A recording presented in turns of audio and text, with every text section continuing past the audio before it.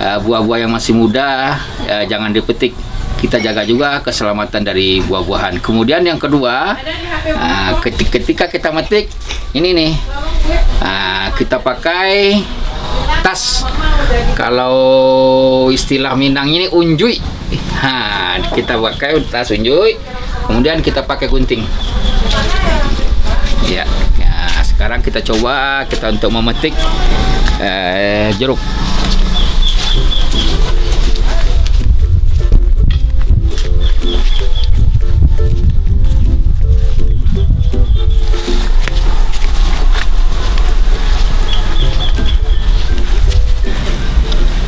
Nah, kalau kita mau petik buah yang seperti ini jangan, kasihan kita. Dia belum masak ini, kasihan rusak atau tanaman rusak, jeruknya rusak. Jadi kalau kita yang ambil, yang masak, yang kuning ya minimal yang seperti ini. Kita pergunakan gunting.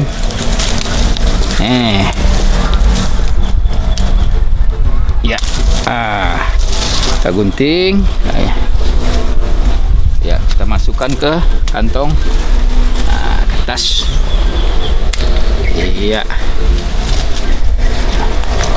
Silakan ya yang mencintai wisata alam. Kunjungi nih wisata petik jeruk padu siam di Nagari Batu Plano, Kecamatan Sungai Puah.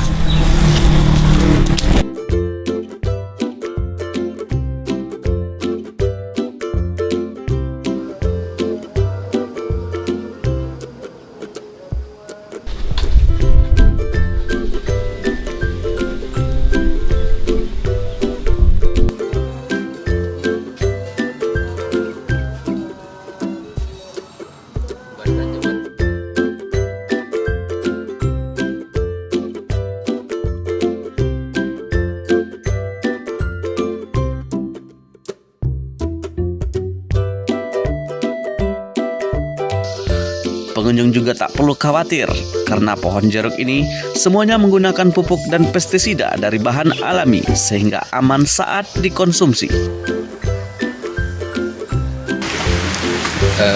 Sebenarnya ini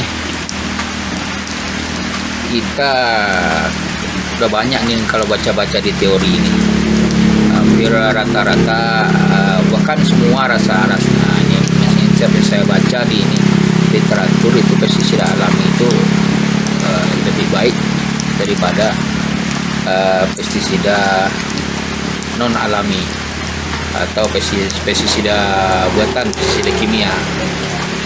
Yang paling ini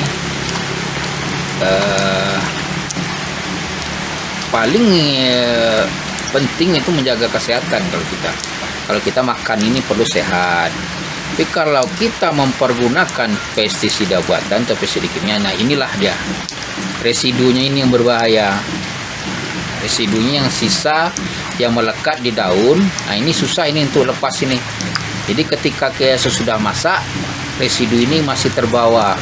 Nah ini yang kita makan. Nah ini biasanya pengaruhnya negatif terhadap tubuh kita. Nah, itu makanya kalau kita mempergunakan pestisida alami, nah ini dia tidak ada residu kimia, jadi ini sifatnya tidak berbahaya bagi tubuh. Nah, itulah maka saya pilih pestisida alami atau biopestisida. Sebelumnya, tempat wisata ini sempat tutup lama karena buah jeruknya habis. Namun beberapa pekan lalu, tempat ini kembali dibuka untuk umum karena buah jeruknya sudah mulai banyak yang matang dan siap untuk dipetik.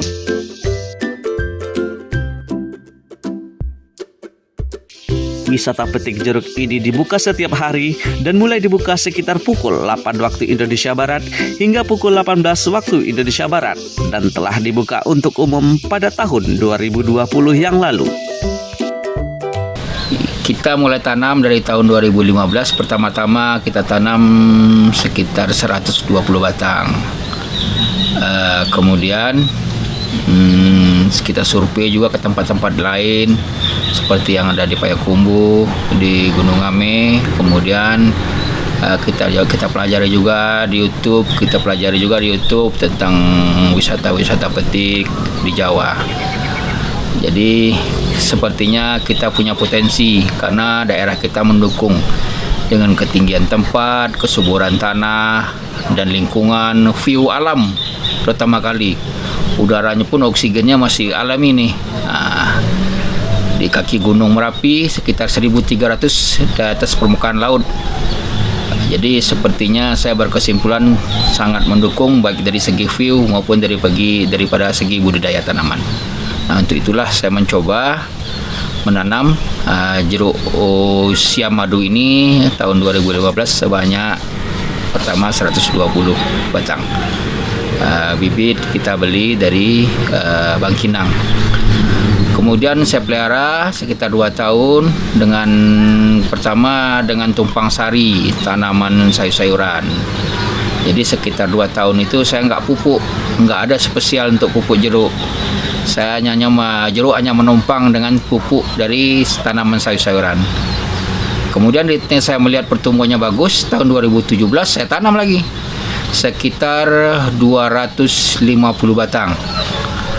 Saya tanam lagi sekitar 250 batang. Saya lihat perkembangannya, insya Allah tahun 2019 itu sudah buahnya hampir merata berbuah. Yang tahap pertama tahun 2017 sudah mulai berbuah. Kemudian yang tanam tahun 2017 di tahun 2019 dia sudah mulai berbuah. Jadi ketika tahun 2020 itu udah hampir merata itu buahnya.